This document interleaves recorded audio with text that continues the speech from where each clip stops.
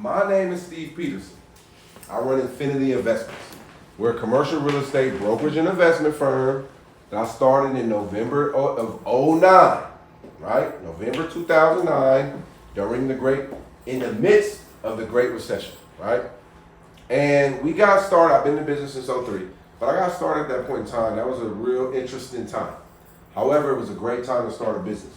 It was a great time to start a business, especially in real estate, because the market has shifted, right? When I got in the game in '03, I saw buildings from '03 to '07 was the run up, right? So '07 started to slow down. Mm-hmm. Well, for houses, it started to slow down in '07. It didn't start slowing down until summer of '08 for commercial and apartment buildings. When the Great Recession happened, residential slowed down first and commercial slowed down second, right? That was the only difference. But from that run up, from '03 to '07 to '08, I seen property values triple and just skyrocket, right? I remember I sold my mama house in Brookfield off of Nevada and Walton. And the termites was holding that thing up. My brother was on the side of the house, sometimes with Tommy guns, you know what I mean, doing what he used to do. And I'm trying to get the property sold. Man, y'all got to go down the street with all that, right? We got the property, I think I listed it $315, it sold for $325. I remember that was '05. I remember saying $325. Yeah. Well, they must be crazy paying $325. That was '05. It was only 2 years later that somebody down the street paid $600,000 for a house right across the street. Like Tommy gun, dope spots, everything. You know what I mean? So that just blew my mind. So in '09, when I seen the prices drop 50 to 70%, well, I knew somebody was gonna make some money. And I was like, at my brokerage, I had just sold a building. Wasn't hardly nobody selling properties, houses at all. And I sold a building, 81 units with REO, right, to Chase Bank. And I was out, you know what I mean? Because it was time. And it was that time that I got going. So I also want to bring that to your attention, that in these times of change, in these times of shift, there's tremendous opportunity, right? Now, we have to build up ourselves, we have to build up our skill set and our abilities, right? And our networks. So I had the honor of serving as president of the Associated Real Property Brokers. That's the Oakland chapter of NARAB, the National Association of Real Estate Brokers, the Realtist organization. So we are called Realtists as opposed to Realtors, because blacks, other minorities, was not able to join the Realtors. So in 1947, the Realtist was formed as a way for us having a trade association. We stand for democracy and housing. So being a part of that network helped me to build. I've been a part of the network since '04, since I got into business, right? I ran that Oakland chapter ARPB from 15 and 16. I ran the state chapter KRAP, California Association of Real Estate Brokers, 17 and 18.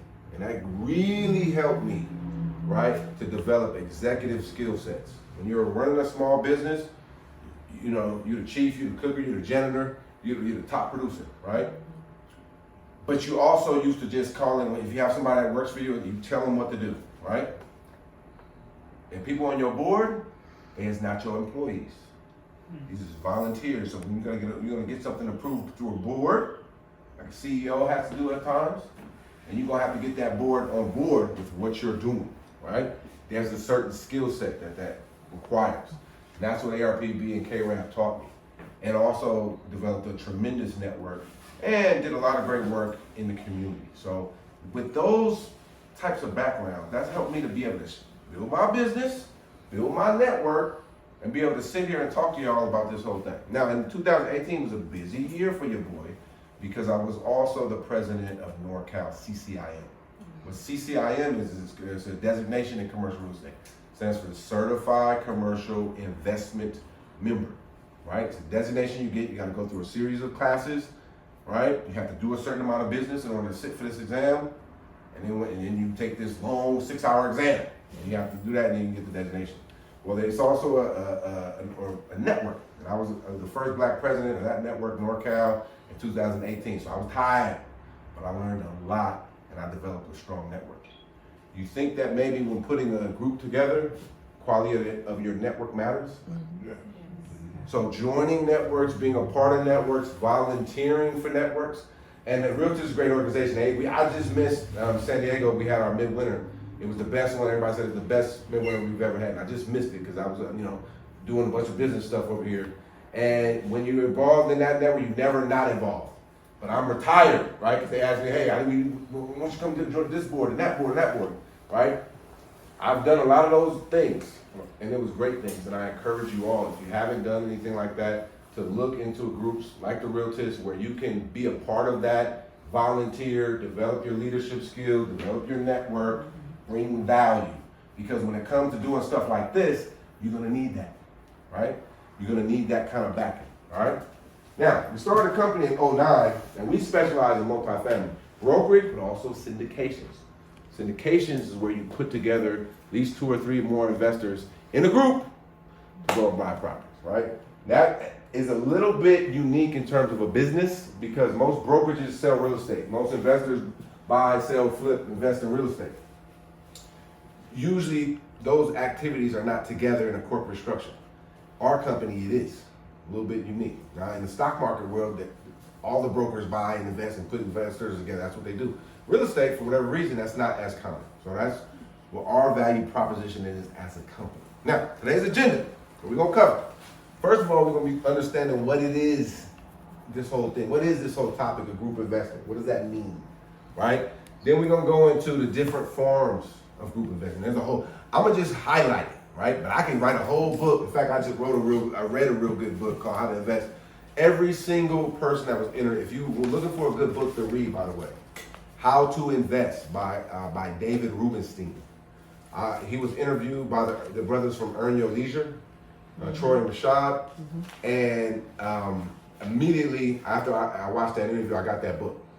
And that's one of the best books on investing I've ever read. I just got done with it. Because he interviews a series of top investors. You know, every single one of them, they all have a fund. They all control a pool of money. And that's what the similarity about whether they were in real estate, whether they was in stocks, whether they was in crypto. There's one brother, Nigerian brother, Adebayo, not Ogunlesi, I think is his last name. He is the #1 infrastructure investor in the whole world. Not the #1 black infrastructure. He is the #1 investor in the whole world for infrastructure. He owned like 25 airports and a bunch of bridges and all that kind of stuff. I didn't even know you could own that, but he got it, and he's the #1. And in that book, he talks about, he interviews these people, and what's a trip is all the different structures of how a group can be put together, right? So we're gonna go through that. I'm gonna talk about the pros, I'm gonna talk about the cons. I'm gonna keep it real with y'all, because there's definitely some great things about a group, great things about syndications, and some not so great things. So we need to be aware of that, right? Then we're gonna talk about avenues of raising money, and what are some of the first steps to get going. And I want you guys to look at this as both someone who wants to put together a group and someone who wants to invest in a group. Because if you want to put together a group of investors, you need to see things from the lens of the investors that you want to come in with, right? And then you might invest. I'll give you an example. I've started on a minor way to invest into REITs. Everybody heard of REITs? Real Estate Investment Trust. And there's public ones and there's private ones. But I've started to invest into public REITs. Because what I realize about these companies, they're all real estate investment trusts, something that I know. And as I begun to dabble in the stock market, advice to me is to invest in what you know. You know what I mean? I know real estate, right? And these companies pay out dividends. They pay out cash flow. Right now, these companies are undervalued, right? So that's something that I'm learning. And I don't run a REIT. I'm probably not going to run a REIT ever. But I can invest in that as an investor. And everybody, I invest in Avalon Bay, which is I used to live in Avalon Bay when I lived in San Jose, luxury apartment REIT, right? So something I know, and they're devalued right now. So it's a good time to buy, and they pay out good yields. So look at this as if you're gonna put together a group, but also look at this as if you were to invest in a group, and that'll help you to kind of see things, thoroughly. Now, what exactly is it? What is this whole thing, group investing? Syndications. It's as simple as you put 2 or more people together in a structure. You have now formed a group. right? That structure can take many forms. It don't need to be, we got 50 investors putting $25,000 in, go buy this 20 unit. It could be you, your brother, and your sister get together and they buy a fourplex or a triplex or whatever. You know what I'm saying? It can literally be like that. You don't have to be this big corporate undertaking and enterprise and all of that. It could be, but it doesn't have to be, right? But understand this, that most of the deals out there, most of them, when you start talking about bigger investment properties, are all done through at least some form of LLC that has more than one investor, right? So let's bring it down to the simple essence of it, right? And build off of that. It's not this big mysterious thing. If you have 4 people with $100,000, you can do a lot more than you think you could do. You know what I mean? Because you got those resources. Now you can take that, expand upon that, and go from there, right? But that's literally what it is. You know, Blackstone, the biggest private equity fund. You know, the guy who ran that came from a different background, but their first deal, you know, when they first went out and raised the fund, he said I think I watched the documentary. He went through, you know, sent out several thousand letters and nobody called him back, right? And he went to Princeton or Yale or whatever it was, and was part of Lehman Brothers, was running their company, and before it went bad, and you know, he was like, why is nobody investing in me? Why is nobody investing in me? But he persisted and he continued, right? Right now, you might not be from Yale, and you might not have ran Lehman Brothers, right? But you don't need all that to buy a duplex, buy a fourplex, even to buy a 20 unit, right? But we have to have the understanding of, okay, it ain't just us. It's not just your own resources, right? Or your own cash, or your investors' own cash, all right? Now, where do we go from there? All right? There must be a structure, all right? You don't want to have me, you, and us all individually on title, all right? As individuals on title together, you know, that's a recipe for disaster. You need some sort of structure, right? Legal structure, joint tenancy, tenant in common. Now, what's more popular now these days is Delaware statutory trusts, right? LLCs, limited liability companies, LPs, limited partnerships, all right? Real estate investment trusts, like we just talked about, opportunity zone funds, all right?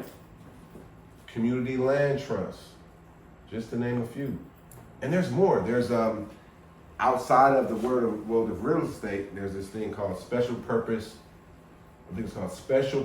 acquisition corporations.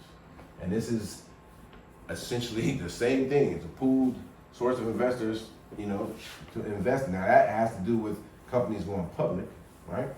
That's just another structure. And these are just the ones I touched on. Now, in the LLC world, because there's a lot of different LLCs, right? What we're talking about for the most part today is going to be single purpose syndications, where you are bringing together investors for the syndication of one property, right? In each one of these structures, though, it can be set up as a fund, a pool of capital in the LLC to acquire properties, right? That's a whole, and something that I'm learning. Martinique knows a lot about. Me and her working together on that. But that's a whole nother level of this, right? Is that where you use government contract? Well, it could be necessarily, but a fund is just essentially an LLC where there's general partners, the people who run the fund, general partners, and there's limited partners. People invest into the idea. They say, hey, we have this fund. You invest your $10 million with me. We're going to take this and then we're going to buy these kind of properties, right? Even in that context, there's a guy online, Bridger Pennington, who does a lot of content about funds. He said the same thing that I just said. In fact, it's a real estate principle. The deal is what's going to bring you investors, even when you're raising a fund. A fund typically is, hey, y'all give us y'all money and we're going to invest it out, right? We're going to put it out in the marketplace. All of that has to be within a legal structure. We need to get an attorney involved, put this together, right? and that LLC can be for like a single purpose LLC. Like we just doing a project, it's an 8-unit building over there in Oakland or Apricot Street. We have a single, that LLC's purpose in life is to own that building at that property, right? But let's say if we put together such and such fund LLC, that fund LLC may buy a variety of properties, right? It's still an LLC. Right? It's not rocket science. It's just figuring out how to connect the dots, right? And a lot of people in the world, what I found, they're not like willing to share this information, by the way. You know, it's real kind of close vested. This guy, Bridger Pennington, like I was talking about, and Marnique follows him as well. I mean, he's real open with it. Younger dude from Utah. A lot of people in that space don't like him. Cause he's kind of giving up the secrets. You know, he kind of like Bruce Lee. You know, Bruce Lee came over with the Kung Fu, man. He started showing people in the United States the moves over here in the town, whooping on people. And they didn't like that because that was like, hey man, these is tried and true secrets. Right, you over there letting them know what time it is. You know what I mean? And he had enemies, and eventually they got at him. You know what I mean? So this information is not readily available. You know, it's not at the seminars where you go to the boot camp and spend $15,000. Although he got boot camp. The Bridger got boot camp. Everybody got a boot camp. 40 G's for his. Now, why would we invest in the group? All right, now this is important, y'all. Talked about the structures, right? And within those structures, by the way, everybody, when somebody invests in the LLC as a group, they're gonna have a percentage of that LLC. And the tenant in common, where everybody is owners together, they're gonna have a deeded interest in the property. That they may, the tenant common, has such and such investors at 23%, this person's at 40%. Everybody has a percentage, right? Depending upon how much you invest. All right, every deal's all different. So I want to start with that. Now, why would you do this? Right? Talk a little bit about this before we got into the presentation. Why would we do this? All right? So let's talk about, well, why would investors, the people investing into these things, why would we do this? All right? Well, a couple reasons. First of all, is you can do more in a group than you can do by yourself. At the end of the day. You know what I mean? We talk about Don Peoples, they built an affirmation tower. Don Peoples, biggest developer in the country, a black developer in the country. He can't do that by himself. He's a billionaire. I don't know exactly. I don't know his numbers like that. He don't put it out there like that. He's a billionaire. But he's not putting up his own money to finance $3.6 billion. Neither is nobody. You know what I mean? Right? So you can do more, whether you're an individual investor saying, hey, I'm gonna put some money up, right? You might have $100,000 now. You can be a part of an apartment building as a $100,000 investor, wherein if you just took that 100 G's by yourself, you would be buying a flip in where you, where was it at, Tosh? You said y'all found a bid for assets somewhere? Yes. Los Banos or something like that? Los Banos, yeah. Right? You could do that, but you could also take that 100 and be a part of an apartment building, an office building, a strip center, a portfolio of homes, right? So you can do more outside of just yourself. Now, you can also mitigate some of the risks. Okay, when there's an LLC structure where it's a group, usually the general partner is the managing member of the LLC, the investors are the limited members. So the investors, you only risk the money you put in, right? I remember saying that before, and people were like, what do you mean you only put the risk of money? That is the whole risk. I'm like, well, in this business we call real estate, we got this thing called a mortgage, right? So when you put your money up, so somebody in the great recession, a lot of people, there's a lot of foreclosures, right? Happened to a lot of us, man, but it happens, right? If you put up money into a foreclosure, right, and you lose it, you lose the money, right? Everybody knows you lost the money. So that was your risk. Risk the money you lost. What else happens? Give me some feedback. What else happens in a foreclosure? Credit tax. Your credit, right? A little snack here. What up? Your credit tax is in. Anything else? You lose the house. You know, you're gonna lose the property. They take the property, right? So you lost your money. Your credit's damaged. You lost the property. You talking about what else happens to you, or what else? Yeah. In general. Somebody else get to buy it at a lower price. Somebody else come in, buy it at a lower price. right? That foreclosure is gonna stay on your record. It dings your credit. You know how like if you miss a credit card, okay, oh man, 30-day payment, oh it dinged me. I'm down 40 points or whatever it is, right? 6 months to a year from now, okay, that goes away. It's no big deal. 7 years. Foreclosure? And it used to be 7 years. I think it's like 3 to 4 years. They made some amendments to it, but it's at least it's several years.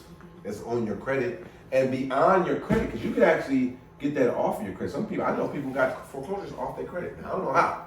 You know what I mean? Wasn't part of that class, but you can get that off your credit. Even if it gets off your credit, sometimes it's on the public record. Somebody run a background check on you, it's still on there, right? So in addition to the money, and on top of that, now, what else? Anybody now? If nobody, there's a big what else? Say you 1031 exchange into a building. What else would happen to you? And you lost that building. So you sold it you had a fourplex, you sold it. Now you bought this 20 unit. Now you lost the 20 unit. So you lost your cash. Your credit got hit, right? What else? 1031 exchange means you defer taxes on the sale of a property. Now you purchased another property. You're gonna have a tax bill. And a whole bunch of people, now there's ways to mitigate that risk, and I know some people that went through that and filed bankruptcy and kind of, worked through some things, but there's a lot of risk in real estate, right? That's why I do these courses, that's why I put so much time in, that's why I educate investors, that's why I've told a lot of people over the last couple of years, hey, be careful when you're gonna make this investment, be wise when you're gonna make this investment. I heard people, and I just did a video about this today, I heard people last summer, agents, brokers, oh yeah, just buy this property, you'll be able to refinance in spring. Any of y'all heard that? You heard anybody say that? Just buy this property, you can refinance in spring. I know you're the big office, I know you heard somebody say that, Tosh. Yeah, I know you heard somebody say that.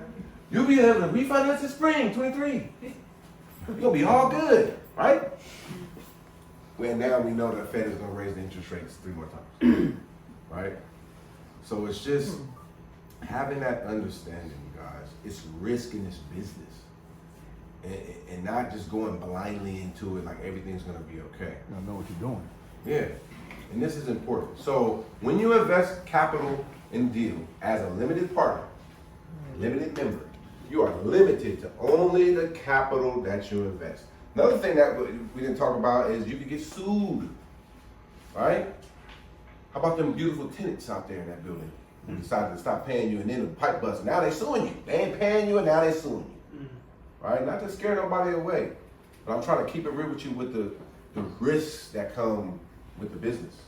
And if you invest as an investor into a group, you can mitigate that risk because your only risk now is the cash that you invest, right?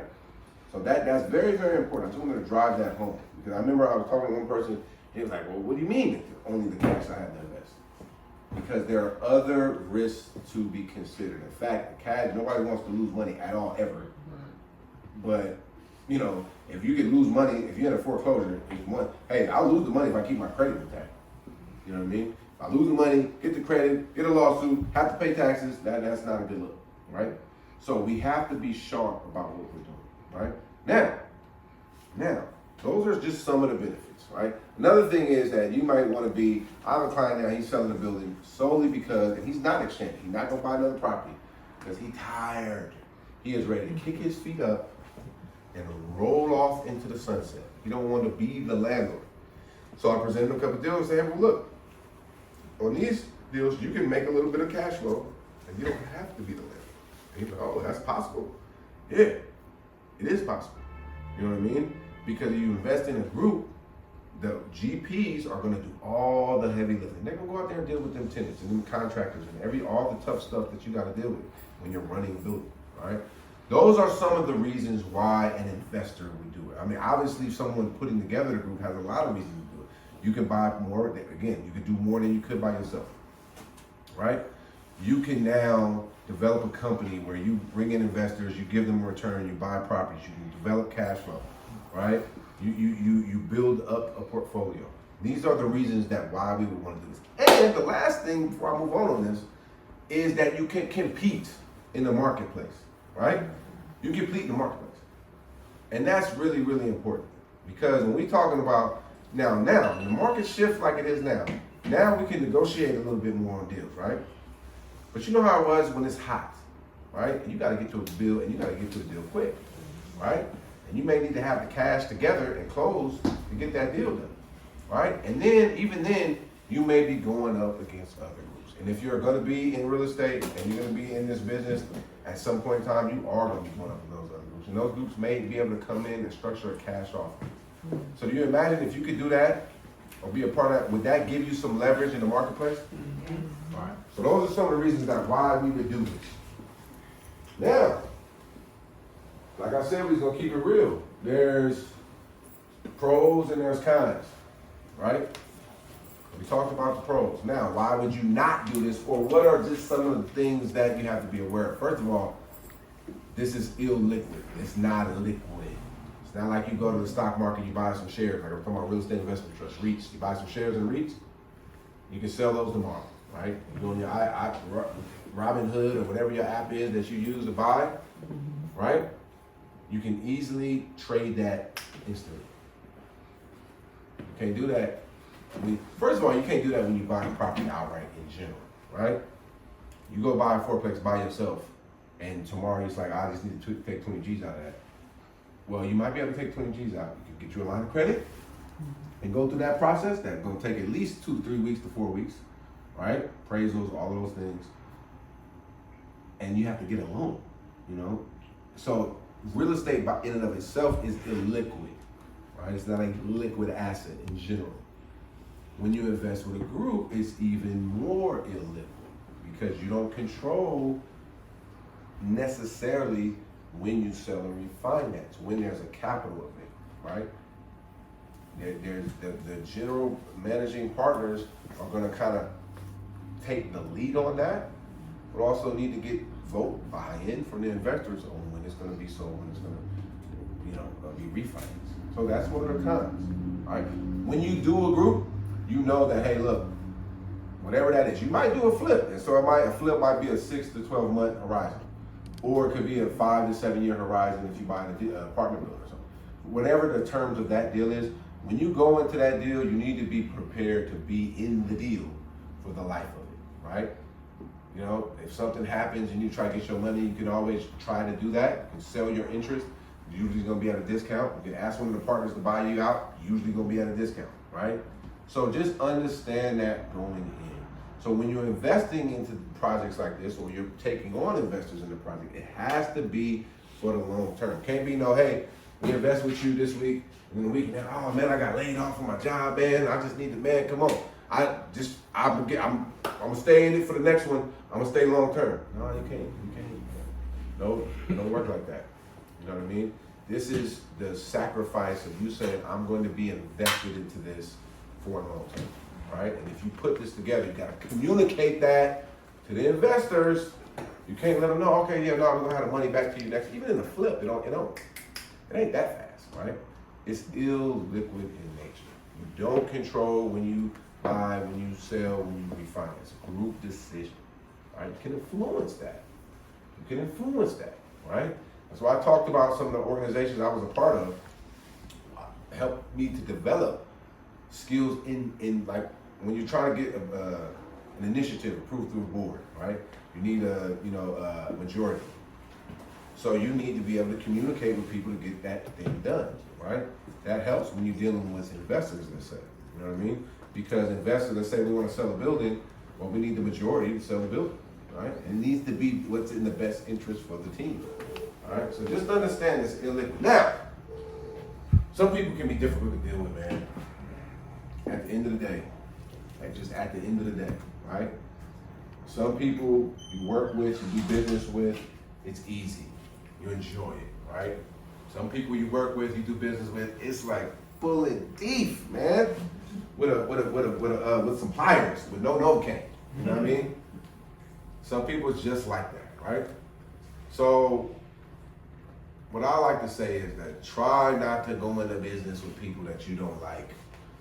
You know what I mean? Because they may have a great deal, you may make some money, But like if you could just give them some money and as an investor you don't have to worry about it, all right, no big deal. If you're the sponsor and they invest money with you and you have to deal with them, it's probably not worth it because they're gonna be stressing you out, right? You know what I mean? Oh, we drove by the property. It's a beer can outside, man. What's going on? Y'all ain't doing your job. I got my distribution check, but there's a beer can out there. You know, there's people down the street. It's homeless. You know what I mean? Just life is too short to deal with that. Now, you might say, hey, Steve, that's easy to say, but if I need 50 G's to close this deal, I'm gonna do what I gotta do. All right? But just understand what you're walking into. All right? Understand it. You know what I mean? There's everything that glitter ain't gold. You know, it can be worth it, but that's just word to the wise. All right? Now, we talked about the decisions when to buy and to sell and to refinance. It's the GPs, general partners, they're going to take the lead on that, right?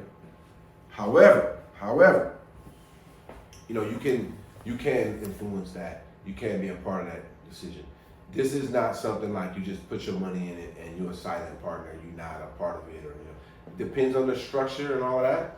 You invest in a big REIT, you don't got a lot. However, you got to vote. Everybody in here invest in stocks, right? When they do things about a merger or certain things about the stock, they have votes. A lot of shareholders don't vote. You know what I mean? That's the one thing. If you ain't gonna vote in the American system, you know, hey, you know, I think you should vote. But if you own property or you own stocks, and it's a vote that come up, you best be in there voting because a lot of shareholders they don't even vote. But you have that vote. You know what I mean? In a big corporation, you have that.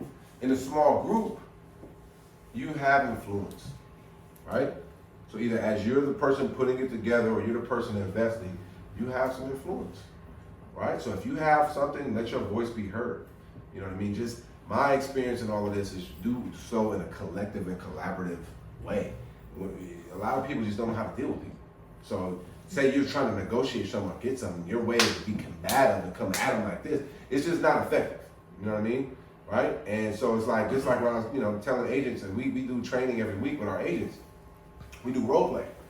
We do role play on our different conversations, whether somebody's gonna be door knocking, somebody's gonna be cold calling, or we role play negotiations, right? And so like with that, I'll tell them what the agents is, look, a lot of times you have to be prepared to deal with somebody, a difficult person, right? When you're dealing with a difficult person, you gotta learn how to diffuse that situation, right? And bring down the emotions, and then bring down emotions so we can have a logical conversation and work towards a solution.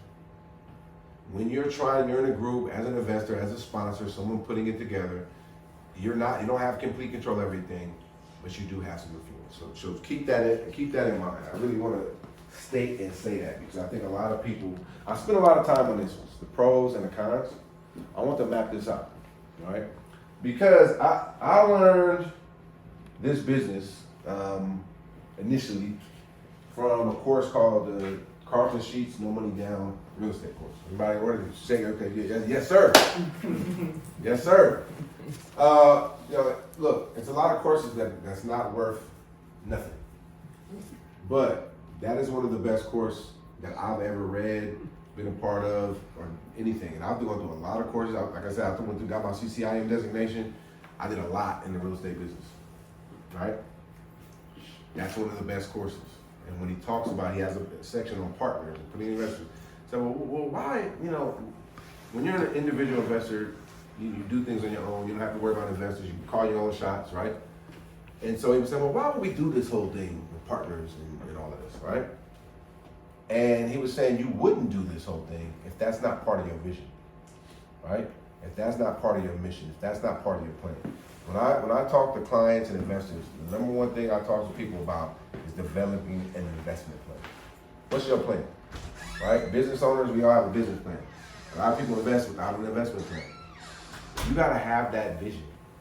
And if you have the vision of making it big and doing big deals, it's probably gonna involve group investment. It's probably gonna involve it at some point. You know what I'm saying? That's just what it is. Not to say you can't own 400 houses and be a multimillionaire and have hundreds of thousands coming in, right? So that's why I'm just busting this down and breaking this down. I think you all are here to learn about this. Now, let's get more technical with it. The term for group investments is called syndications. Syndications, right? So you hear group investing has become popular language over the last couple of years. That's why I'm using it. You know what I mean? It's popular language. What the technical term is, syndications. Syndications. He's supposed to be writing down words he don't know. So I was trying to see if he gonna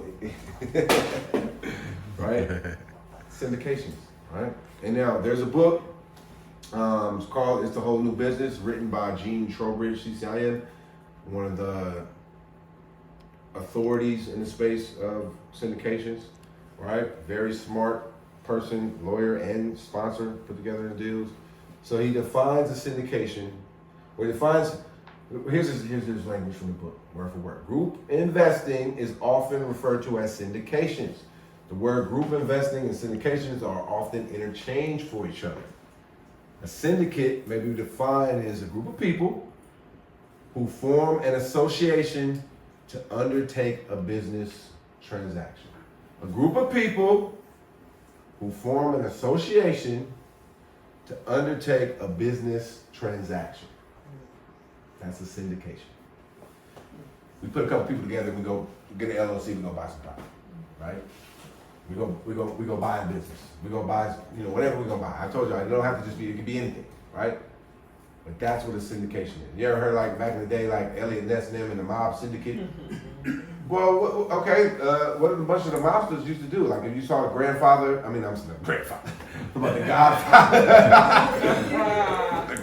the godfather, right? They had a meeting and they talking about, well, you gonna run this over here, you gonna do this over here, you got the gambling over here. Or they trying to bring the drugs in, right? They had a syndicate, a group, and that was kind of,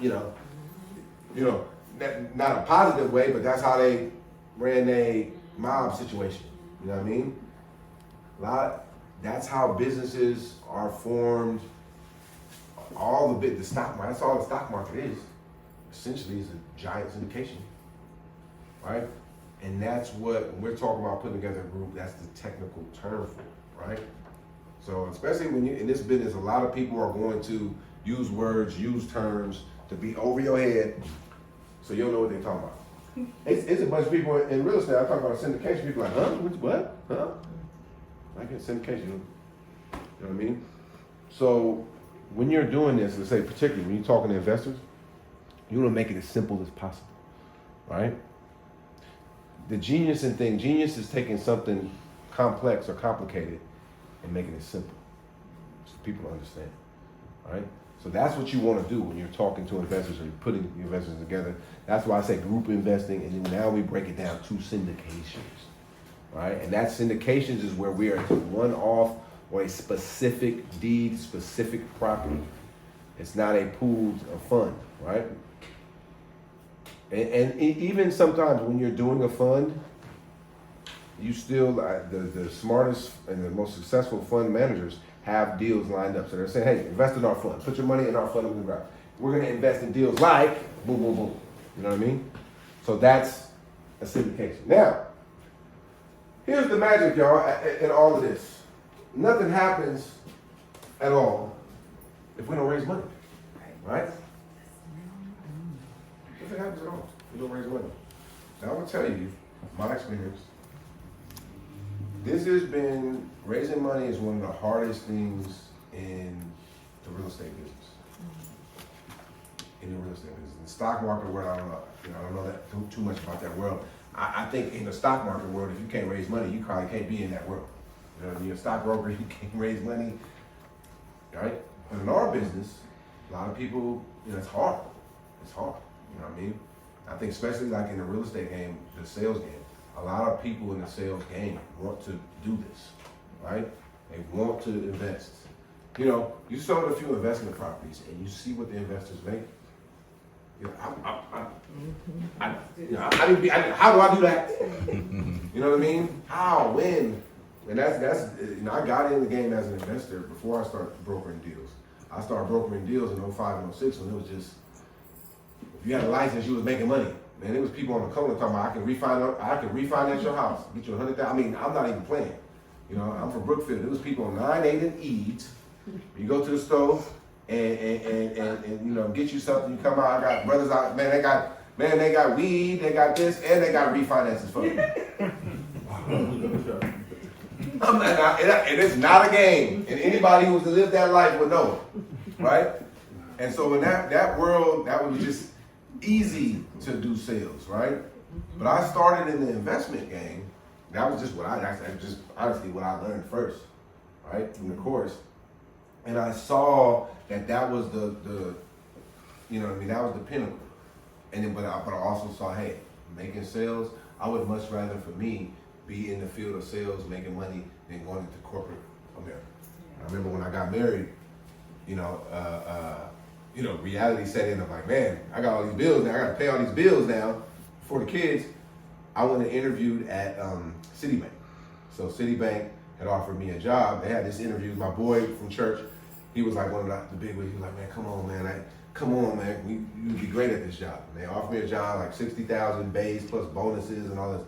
But then they hit me with a clause. It was like, well, the only thing about this is that you can't use that thing. You can't use that real estate license you got.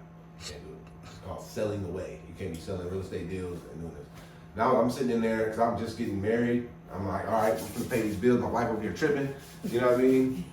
And then they hit me with that, right? And I was like, nah, I can't do it. I got invested. I was in 06. I got married in 06. I was September 06. And I was like, nah, you know what? I can't do it. I gotta persist in this business because this is the business that I got in to do. And I'm doing, and I said, I'm gonna go hard on these sales so that I can be an investor one day, right? That's what I did, you know what I mean? For better or for worse, you know what I mean? It was 06, so that year worked out well. So in 07 and half of 08, you know what I mean? But in that process, right, when I started as an investor, the first thing I learned how to do was to raise money. And I started working for firms, like in the Silicon Valley, and also there was a brother in Oakland who was buying apartments in Texas. So I would raise money for their firms, you know what I mean, for their acquisitions, for the properties that they would buy, right? I would look at the properties, I would analyze them, right? And so when you raise the money, by the way, first thing before I get to the strategies, you gotta know how to analyze the deals. You gotta know how to analyze the deal, right? Income and expense. I got several videos on YouTube about how to analyze the deal, right? So you gotta know how to do that. You can't be somebody who's not good with the numbers. You don't have to be an accountant, right? You don't have to be an AP student in calculus, but you gotta know income and expense. You gotta know profit and loss. You gotta understand what how to calculate a cash on cash return. Very important, right? So that for me was one of the things I started in, right? And so over the years, I learned how to sell real estate, became a broker and all this. And what I saw in the business is that this skill of raising money, for whatever reason, is one of the most difficult things to do in the real estate business. But when you can do it, if you can do it, it opens up a lot of worlds. It opens up everything, right? And it's hard and difficult, but it's not impossible, right? The opportunities are all around you, right? Especially if you're someone who people want to be in business with, you know? And a lot of us shortchange ourselves, right? Especially in the black community. A lot of us, for whatever reason, we shortchanging ourselves of who we are and our abilities. I ain't got no experience, I ain't got no money, why would people invest in us? So on and so on and so forth. Versus looking on what you do have, right? We talked about the deal first, right? Deal is the main thing. You find a great deal, you should be able to find the money. Now, there's some specifics, right? And let me just say this. As of 2012, in the Obama era, there was something called the Jobs Act that actually opened up raising money for small businesses and small entrepreneurs through crowdfunding, right? And that's a whole mapped out process, but it's something that everyone can do. There's different crowdfunding sites that you can engage and they can put your offering out on their site. Now you have to follow certain rules, but that's something that you can do. Right? A lot of people don't even know that is available to you, small businesses, small entrepreneurs who want to do that. However, this whole business of raising money, it goes down, it's a lot more old school right? Yes, you can go online, and there is a brother, Jay Morrison from Tulsa Real Estate Fund, who raised $10 million via crowdfunding.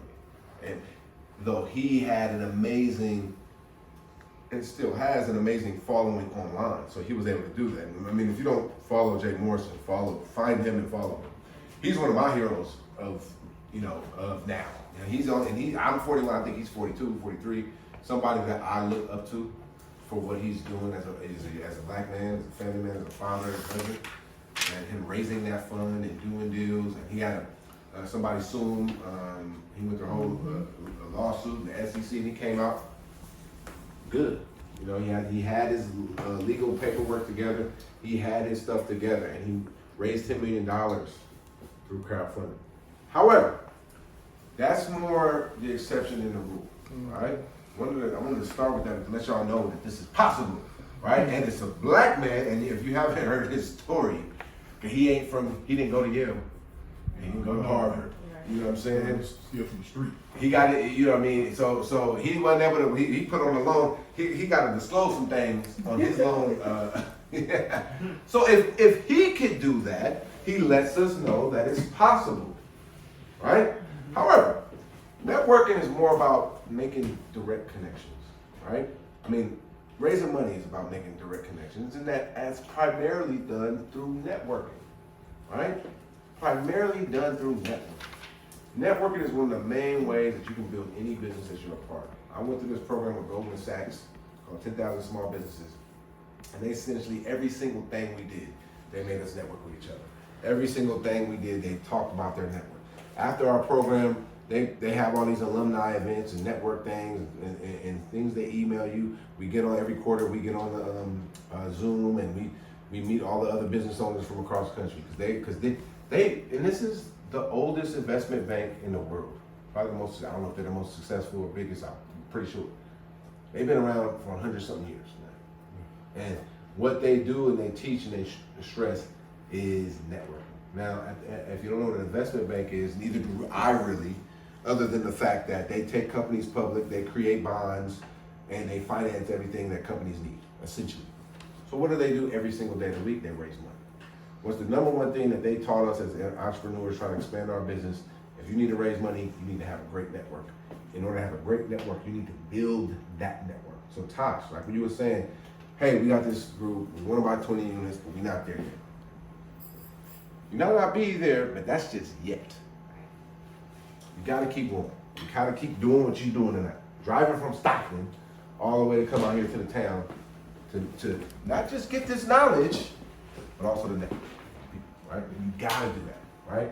Every single chance you can, every single time you can. I remember in Stockton, I met you through Lakeisha, who I met at the City of Stockton address, who I met through Deidre, who I know through the realtors.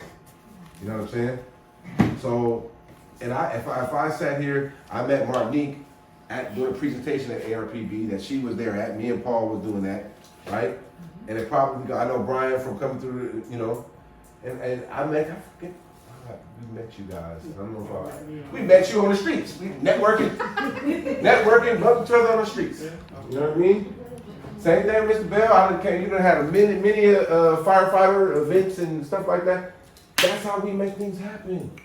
Met you at your office on Jackson Street. And Jackson Street, you came. You was one of the first ones when we started doing this back in the day. Yeah. That's what this is about. I think it was right? 2011. I think. You came one of the first ones. 2011 we started doing this. We 13 years in, y'all, with this little thing.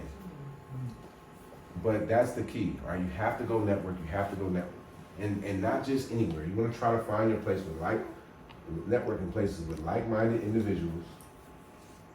Who may have some capital to invest, or may have some resources that you can benefit each other. Also, if you're in business, pre-existing business acquaintances can be great sources for capital. All right, past clients, like I was saying, I had a client, he's selling a building, he's riding off into the sunset. Now, I don't know if he's going to invest with us in one of our deals, but I talked to him about it, right? And someone I could talk to with good confidence and faith. I sold his building, things went well. Took a long time, you know what I mean? But it was like, I'll give you an example. We needed to drop the price. I told him when we first listed the property, by the way, this is where I think the price should be. Nah, I want this, right?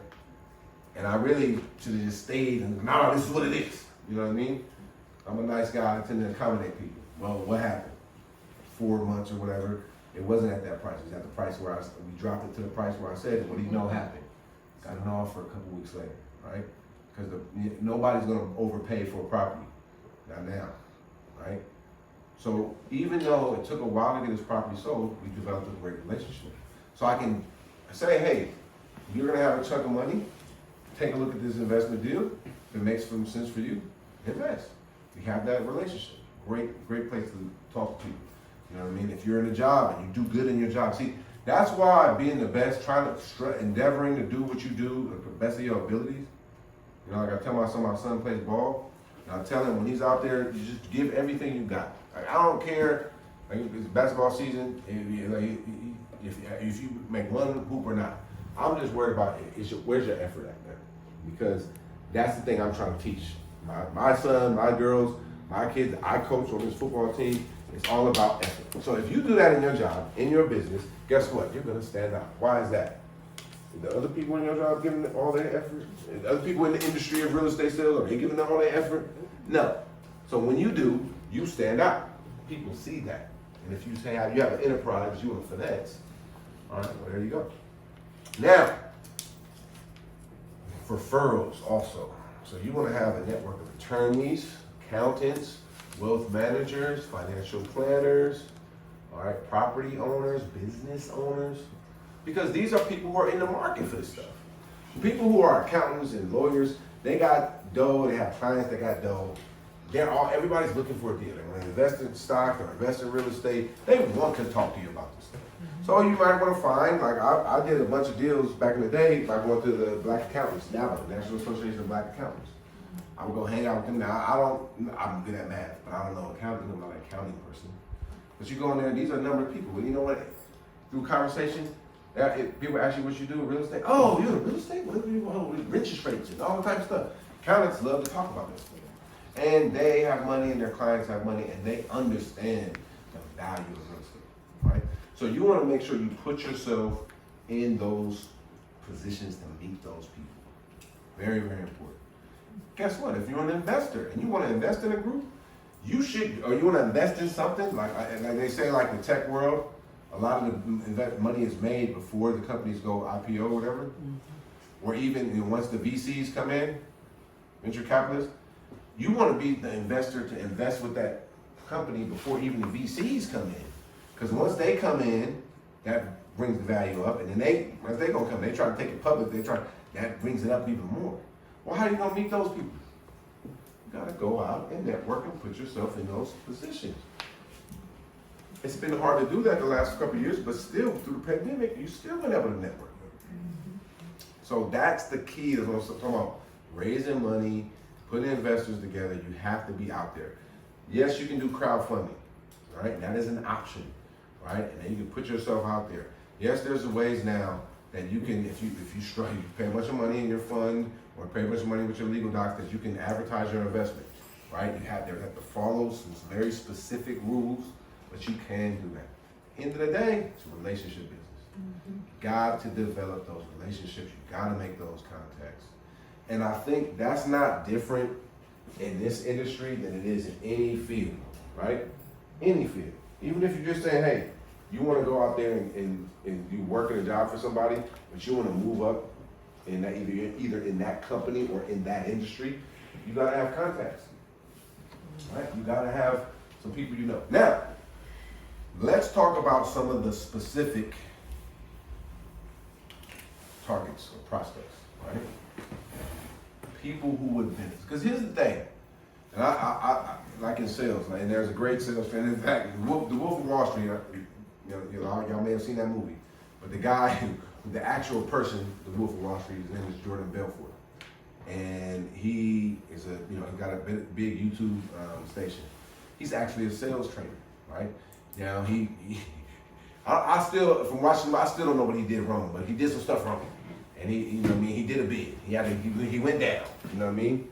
But actually, now that I read his book and I watch his stuff, he's a real good sales trainer, right? And what he talks about in his sales process is you want to weed out people who don't want to do business with you. the last thing you want to do, like in any business, and I think this is especially for raising money, but in anything that you're doing, right? You don't want to be talking to people who don't want to talk to you. I have a property for sale, and I have a list of people. Y'all might have seen the YouTube ad or two for me in before, hopefully. Yeah. But I got these YouTube ads, right? On each time I sell a property, I put a YouTube ad out on YouTube, and we get a list of people. And sometimes I have a virtual assistant, he calls back, sometimes I call back, right? And we got a whole bunch of people call all the time, right? So the other day I'm making calls, I got a list, boom, I'm making calls, we trying to get these properties sold, we trying to make the business happen. And I talked to 2 or 3 people who, man, they didn't want to talk to me. You know what I'm saying? They didn't know who I was, they didn't know what I was, they didn't know what it was all about, right? And at that point in time, I was like, well, I should have my assistant make these calls. You know what I mean? But that's part of the process. And the thing I did say, and every time I also teach my agents, every time you hear no, somebody hang up the phone on you or slam the phone on you, or when your clients go crazy on a deal, you're closer to your next deal, right? You want to take people out of the funnel, right? The YouTube ads, Google, they have really good analytics, meaning that I can really target who I'm messaging to. You know what I'm saying? I want my message to go to what I call the marketing my ideal clientele, right? People who want to invest in real estate, right? But you want to have a target market, right? And you, through your process, you also want to be able to weed out people who are not, they don't want to talk to you, you don't want to talk to them. It's all good. Like we have an email, there's a big unsubscribe button on the email. You know what I mean? If you don't want our emails, please unsubscribe because we really put a lot of this is value, right? You know what I mean? So now, that being said, here are some folks who you ideally want to talk to, right? People who have what's called self-directed IRAs, right? That's one thing, Marty, we talked about, I know earlier on we was talking about, you know, you can, if you have a retirement account, there you go. If you have a retirement account, right, a pension or pool of money that is managed by someone else, right, you can self-direct that, right?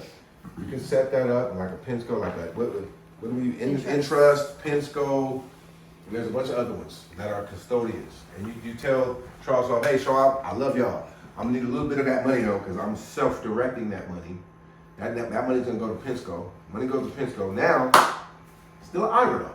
So, same rule applies. You can't just put money in there and take it out. If you take it out, it's a big fat penalty. Yeah. But you get to make the decisions, whereas it's called self-directed, right? Now you call the shots on where that money's going, right? And that money has to stay invested though for a period of time. So self-directed IRA investors are ideal for group investments because their money, they can't just go take their money out 6 months to a year. Their money needs to be invested until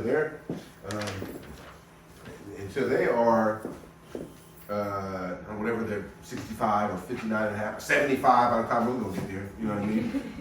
Whatever that is, it has to stay invested or they get penalized, right? So those are ideal investors for our type of investments that are typically illiquid because they're not trying to get the money out, they're trying to get a return, right? They try to, and they now have the control to be able to put that money where they want it to go versus where the money manager was, all right? That's a perfect someone for you to talk to about your deal, right? People in 1031 exchanges, right? And I got a whole other, we'll be talking taxes and inflation next month on April 12th, by the way. 1031 exchanges, I ain't gonna go into that. I got a whole lot of content on that. But when you sell a property, right, an investment property or business purpose property, and you defer the gains by purchasing another property, there's some rules you got to follow, and you must purchase another property, right? And a lot of times, because of the time sensitivity, you got 45 days after closing escrow, not 46, to identify another property, right? Now, sometimes people are not able to do that in a short enough time period, and so they're really looking to invest into groups. Or I had clients, we sold their 20-unit apartment building, and they didn't want to do anything having to do with managing real estate. So they invested in what's called a DST, Delaware Statutory Trust. It's like a tenant in common. It's where, again, it's like it's a group. It's a big group. You know what I mean? So that is an idea. Now, these are for typically people in the retirement era, in that range, because they're not trying to do the management of the property. It may have been somebody who, man, like this building, they've been managing this 20-unit building for years. They trying to go into something that's less management intensive. So if they invest with you in your group, you gonna deal with them tenants. We gonna fall back and get our return, right? That's what they're looking for. So, and they have a tax motivation. If they don't find a deal, they're gonna pay their capital gains tax. And it's great golden state of California. They're gonna pay 21% to the Fed minimum, and then they're gonna pay at least 9.5% to the state minimum. Uncle Sam and Uncle Gavin is in your pockets if you are not 1031 exchanging, to the tune of at least 30%. Make $1 million, 300 is no, right? You said 90% of the state, and how much? It's 9.5, that's the minimum. And 21% is the Fed minimum, depending on your tax bracket, right? So that's 30% off the bat. So they have a motivation, would you say? Yeah.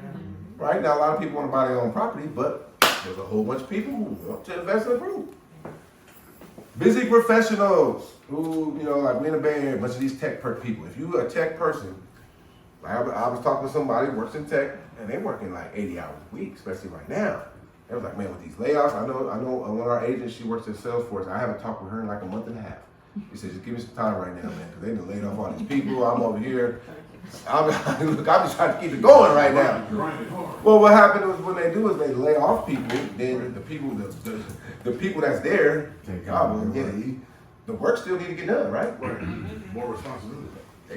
That's why Elon Musk them come back to the office, come on back. You know what I mean? They have to work a lot, so they don't necessarily got the time to go out and identify deals and manage and deal with tenants and stuff like that. They also, though, are looking for a return, right? So that could be another great, especially in the Bay Area, and not just tech. We got something. The great thing about the Bay Area, y'all, and a lot of people moved out recently. A lot of people attack California, the taxes, the legislation, the rules. They're taking our freedom. They won't let it go nowhere. The masks, all that they say about California and all this. The economy is so diverse in the Bay Area, the Central Valley, Southern California. We now are the 4th largest economy in the world. We overtook Germany. This state. You know what I mean? Yeah, we got some taxes and all that stuff, but it is a diverse economy. People come up from all over, right? So whatever the regulations and taxes we gotta pay, it's not moratoriums, rent moratorium. We can't evict nobody. We gotta deal with all of this.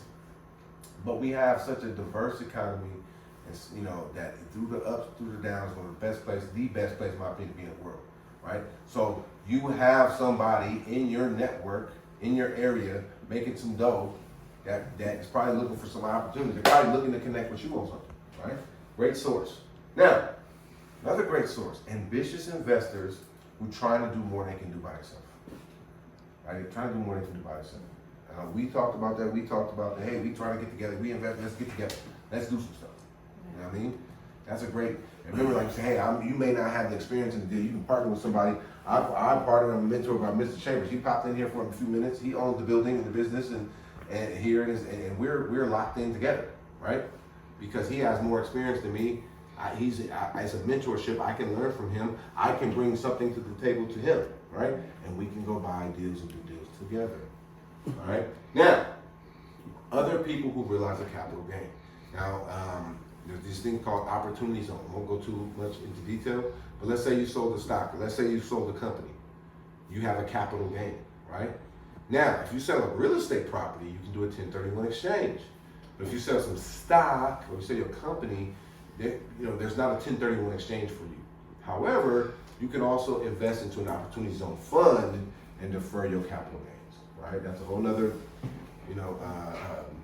presentation. It's something that we are a part of, an opportunity zone. But people who have money make money. When they make money on a capital gain, the sale of an asset, there's tax liability. If they can reinvest that in many ways through 1031 or through opportunity zone, they would probably rather invest that than pay their taxes. Not all the time, but most of the time. So these are just some great prospects for you to talk to. And as I wrap this up, I'm going to wrap it up at 7:30 to get you out of here. Opportunity Zone. This is one I won't talk about, but it's a project that we're doing on the old Solby in 73rd. We acquired the site. Paul Chambers is the lead on that. That's going to be that's an Opportunity Zone development. All right, we bought the 2 properties by Solby, and that Solby and the adjacent property is going to be a commercial development, ghost kitchens, right? Just an example. I'm not raising money for it here, but I wanted to show you an example of what we're doing in our community. You know, this is the old historic site that we're going to bring back and we're in a food desert. East Oakland is a food desert. It's the Mojave, Death Valley, Sahara desert of food. You know what I mean? So we want to try to bring that back, but that's through what's called a Opportunity Zone Fund. All right? Now, a couple action steps. If you're thinking that, look, this is something I'm going to put together, this is something I'm going to be a part of, you got to take some action steps. You just can't do nothing, all right? You don't have to have $100,000 and go do a deal tomorrow, but you got to take a step, right?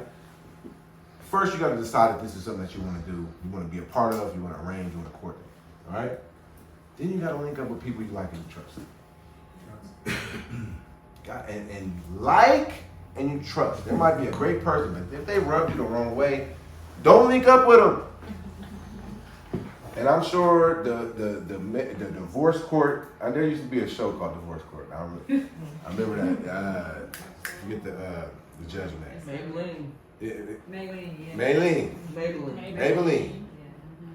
Divorce court. And I'm sure many of divorce courts where people was like, man, this is great, but it wasn't like there was something about that person they probably knew going in, but love, they was blinded by love.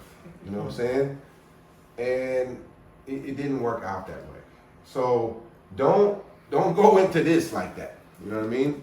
Don't go in. You want to link up with people you like and you trust. Now, I don't mean everything gonna be great. Unique Group got a book coming out here soon. I'm sure you're gonna go through the book, the triumphs, the struggles, everything y'all went through. You know what I mean? But because you guys had a trust and a bond, 20, 30 years later, you still here. You know what I mean? So we talk about, like and you trust. You know what I mean?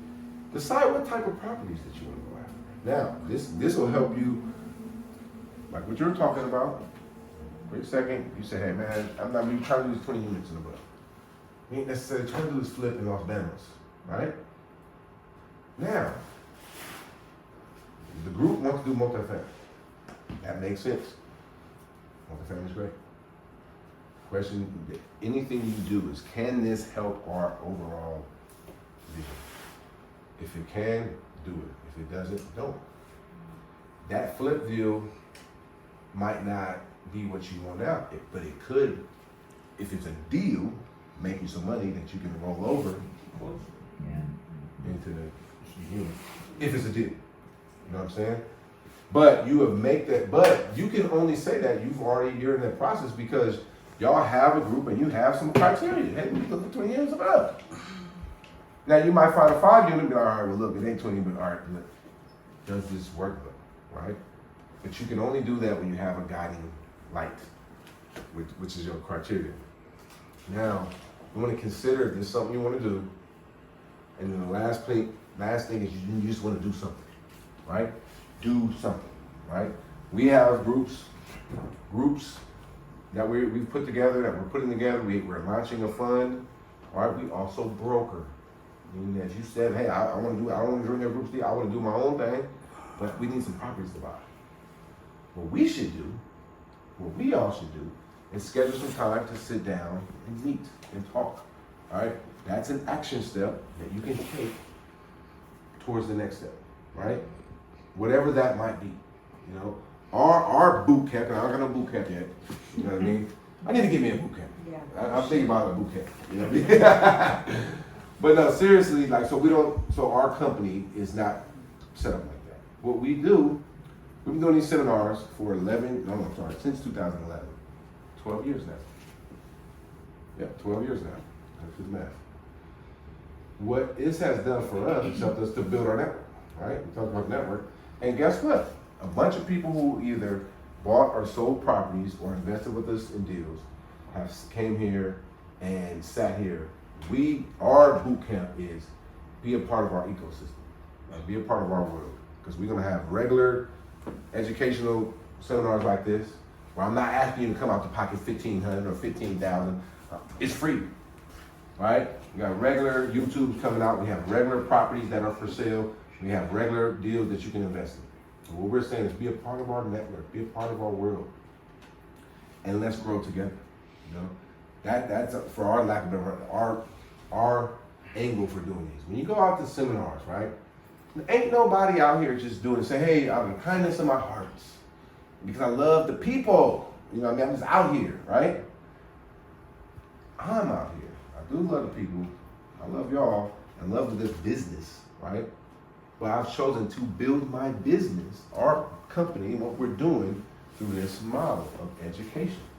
Most companies that are out there doing education they're selling a product, right? Now, not necessarily bad, because if you go to Harvard or you go Stanford, my daughter talking about she want to go to Harvard now. She was saying Stanford before, and now she's talking about Harvard. She's a genius person, right? So I'm like, all right, we're gonna have to start doing this mathematics, right? I just looked up what one semester is. You know what I mean? I'm like, man, I got to start doing more of these deals now. You know what I mean? I'm like, you know what I mean? Because that adds up, right? You go to we talk about Bridget Peterson, was he $40,000 for whatever it is, $40,000, right? For his program, you learn you go to his program, you learn the fund, how to set up a fund. They give you the legal docs. You can pay $40,000, and you can be on your way to raising $1 million. You can be one semester at Stanford $40,000. You know what I mean? So I don't want to devalue those guys in the industry, because there has to be this education from somewhere. I ordered Carlton Sheets was $300, man. Now, as a college student who eating top ramens and macaroni and cheese out the box every day for a meal, $2.99 felt like $20,000 at that point in time, right? But I was a college student who was like, you know what, this is my way. We get in on this, you know what I mean? And so that's what I did. What I'm asking y'all to do is to take some kind of action. If you don't sit down and meet with us, sit down and meet with somebody, right? And especially, look around the room, especially in the black community, right? This is a shifting of the economy. Anytime there's been a shift in the economy, a downturn, a recession, a depression, our community gets hit and gets ravaged. You know, they say when America gets a cold, black folks got a flu, but it's more like black folks got a pandemic, COVID-19 flu. When they get cold. Yeah. That's just how it's been in this country, right? So, as tides is turning, I see a renaissance, a black renaissance going on, and it's kind of evidenced by what the young brothers at Earn Your Leisure is doing. If you don't follow that podcast, please follow that podcast. Yeah, please get on that podcast. That is like their number one business, not black business podcast, number one business podcast in the country, right now, right? Earn Your Leisure, right? And that's just a representation, it's a microcosm of what's going on in this black renaissance, because we've only, my mentor Paul Chambers said, we're only 2 or 3 generations away from slavery. Think about your grandmama, he was telling me, your grandmama's grandmama, mama, was a slave. You know what I mean? And then after slave was sharecropping and Jim Crow and all of that, and into, institutionalism and all of the systems, right? As there's a shift in the marketplace, there's an opportunity. With this awakening going on in our community, we gotta wake up. And there's another great book, it's called Why Should White Guys Have All the Wealth by Reginald, that was Why Should White Guys Have All the Fun. This is a brother who's Cedric Nash. I just was on the stage. I shared the stage with him about Cedric Nash. He just came to Oakland. He wrote this great book. And it's not to alienate white folks, because what he says in his book, he has right mentors, right business partners, right friends. Right. But this is something for us to do. He talks about money staying in the community. I end on this. And he talked about, I think it was a Jewish community, money stays in there 22 days. The Asian community, 21 days. Overall white community, different categories of white, 17 days. I think Hispanics on something about, I think it was like 10 or 11 days. Blacks, Black Americans, 6 hours. 6 hours. Now I will say, now let me just say that's Black Americans, you know what I mean? Africans a little bit different. My wife is Ethiopian. They rock, you know what I'm saying? That was their culture. They never was colonialized. You know what I mean? Yeah. When you go, that's how they roll. If you know what I'm saying? His grandfather, they built his grandfather a library. You know what I mean? Inside of a castle. That it was a castle from like 500 years ago, and they built at the church a library for his grandfather, their daddy. And you know how they did it? They put $100 a month, $500 a month, everybody in the family. But they didn't go to J.P. Morgan Chase and get out a $2 million loan and go do all this stuff over there. They use their resources. They pooled their resources. So if all we did, right, was take our money go from 6 hours to, let's say, 6 days. Well, first of all, that's like a 10x, right? That's a big move, right? But if we did that, we still would be far behind everyone else. But that would be a 10x on our production in the economy. What he also said, Secretary Nash, you got to read that. I'm in the middle of that book right now. Read that book, Why Should White Guys Have All the Wealth by Cedric Nash. He also talks about black folks in this country spend 1.9 trillion. He said that's the 9th largest economy in the world, I think it is. Maybe 9th to 10th. In terms of money. So it ain't like the capital don't come our way. It just leaves too soon. Yeah. Right? Right? Now, like what my mentor says, hey, look, man, there's reasons for that, right? And in the book, he talks about the financial trauma, the system, all these things that we got to, deal and fight against, right? But in this system that we are in, this capitalist system, there are specific ways that we can maneuver, and people, we have examples now. You know what I'm saying? We have several examples. There's more black billionaires than ever now. Millionaires, they're out there. Like Earn Your Leisure, they're interviewing these folks. Every week they showcasing somebody's business. Every week, you know what I mean? There's new businesses that's going on, you know? The missing link, and like with Dr. King, when Dr. King started talking economics, they weren't trying to hear that, you know what I mean? Because when he was saying, hey, look, because at the same time when it was there, the black economy, what we spend is huge. What stays with us is minor. If all we did is kept our dollars and pooled our dollars together, if that's all we did, and went from 6 hours to 6 days, that would be a 10x on our economy. And that 1.9 trillion that stay with us for 6 hours, that's somebody's house, that's somebody's business that got financed, that's somebody's school, right? And that's the power of collective economics. That's the power of group investing. And in capitalism, whether you like it or not, we don't have a capitalism discussion, but in capitalism, you almost have to be competitive. You have to have your capital grouped together so that you can compete and win against the other group that's out there. And it is it is ours for the taking. So let's stand up and let's take it. And make sure that we book a meeting, we get together, you talk to somebody, you read a book, you take that next step. If all you did is went on and bought you $200 of a REIT somewhere, okay, that's maybe not the most ideal, but you're in the game. Get in the game. You know what I mean? Some client asked me the other day, should I sit on the sidelines and wait until things improve? I said, number one, you should, this is a contact sport. If you sit on the sidelines, you know what I mean, you're not learning, you're not growing, you're not expanding. And when the market shifts, you need to be all in, not on the sidelines. Doesn't mean you need to buy everything that comes your way, but you need to be watching, you need to be searching, you need to be hunting, you need to be figuring out. Because there's these opportunities do not come around, there's only once in a while. And I don't think it's going to be like it was in 08, 09. I don't think it's going to be 70% drop in values. I don't know. Maybe it is, maybe it's, I don't think so. We've already seen 20% drop in values pretty much, Bay Area. For sure. That's enough to say, hey, there's deals out there.